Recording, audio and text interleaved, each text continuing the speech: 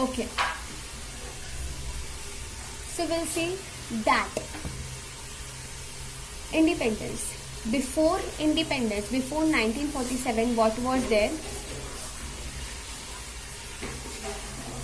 What was there? That we were having Congress League and Muslim League together.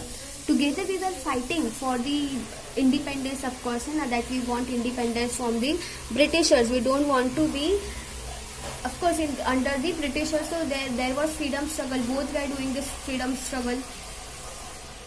But at the same time, we see that there was also demand of partition. Means Muslim League was also telling that we want division from this Congress League. We don't want to be in the Congress League. We want they were separate only Muslim League, but at the same time they were wanting that state to be alag.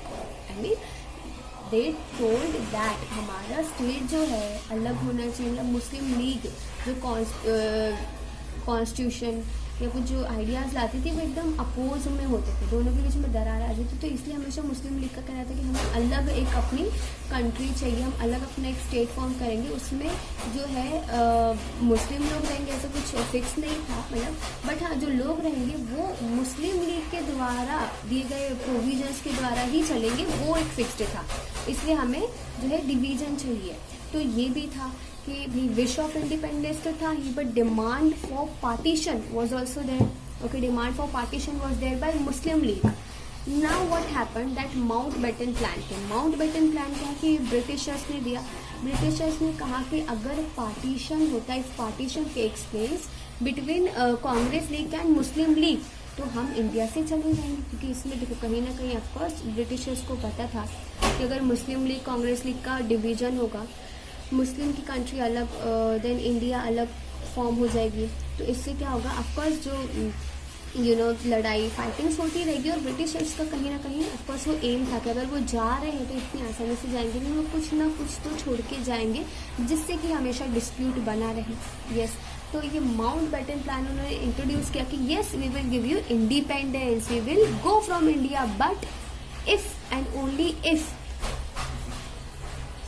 Congress League and Muslim League get divided. तो इसमें मुस्लिम उन लोग का कहना क्या था, देखो इसमें मुस्लिम लीग का भी फायदा है, कांग्रेस लीग का भी फायदा कि उनको इंडिपेंडेंस तो मिल रहा है, दोनों को इंडिपेंडेंस मिल रहा है और डिवीजन भी हो रहा है. तो इसमें फायदा ही फायदा, तो तुम ऐसा कर लो. तो इसको सुन के जो है ऑफकोर्स सब राजी हो गए कि कोई अलग हो रहा है मुस्लिम लीग, ठीक है तो अलग हो जाए, बट सभी को इंडिपेंडेंस तो मिल रहा है. यस, तो वो इंडिपेंडेंस के लिए जो है ये माउंटबेटन प्लान एक्सेप्ट कर दिया गया. Before it was not accept, before there was many disputes, but later this Mountbatten plan was accepted. तो माउंटबेटन प्लान एक्सेप्ट हुआ 1947 में. वी नीड टू रिमेंबर हमें इंडिपेंडेंस कब मिला है, 1947 में. तो वही तभी माउंटबेटन प्लान भी एक्सेप्ट हुआ. उसकी वजह से ही इंडिया पाकिस्तान डिवाइड हुआ और हमें इंडिपेंडेंस मिला. तो हम देखते हैं कि भाई मुस्लिम लीग जो है इसकी एक न्यू कंट्री लोगों ने फॉर्म कर ली जिसका नाम पाकिस्तान. कांग्रेस ने एक न्यू, मतलब कांग्रेस है न्यू, जो वहाँ जो मतलब कांग्रेस लीग जहाँ रहती थी इंडिया, वो इंडिया ही रहा.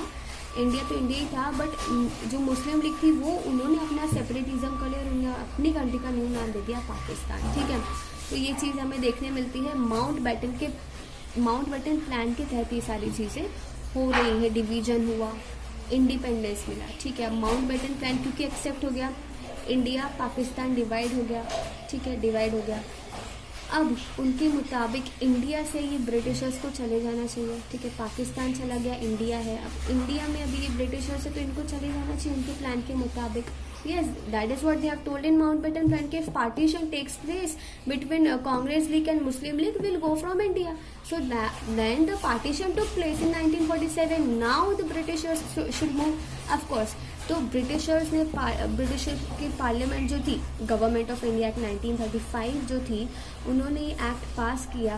कौन सा? इंडियन इंडिपेंडेंस एक्ट 1947 का पास किया, जिसमें कि ऑफकोर्स यही था कि अब ब्रिटिशर्स जो है इंडिया छोड़ के जा रहे हैं. पूरी रिस्पॉन्सिबिलिटी कॉन्स्टिट्यूशन बनाने की, इंडिया को एडमिनिस्टर करने की, उसमें जो भी लॉ एंड ऑर्डर मेंटेन करने की पूरी जिम्मेदारी जो है constituent assembly, in the sense constituent assembly में अब कौन है? सिर्फ कांग्रेस लीग है. ठीक है, तो वो उनकी ही है। एंड वी कांट से, देखो कांग्रेस लीग में सिर्फ कांग्रेस लीग नहीं, कुछ कुछ मुस्लिम लीग के जो नहीं राजी थे एक न्यू स्टेट फॉर्म करने, वो भी कुछ इसमें इस लीग में इंक्लूड हो गए थे, कुछ इसके उसमें भी जा सकते हैं, डजेंट मैटर्स, बट चेंजेस हुए थे फॉर श्योर। ठीक है, तो British parliament passed Indian independence act 1947। इसके तहत एक्चुअल में हमारा जो इंडिया है वो इंडिपेंडेंट हुआ, क्योंकि इस दौरान ये माउंटबेटन प्लान में तो सिर्फ डिवीजन हुआ। इंडिपेंडेंस कब मिला है, तो इंडियन इंडिपेंडेंस एक्ट 1947 में ब्रिटिश गए और उन्होंने हमें ये एम्पावर किया, कॉन्स्टिट्यूशन असेंबली को एम्पावर किया कि you get this all rights, ये चीज़ें बताई।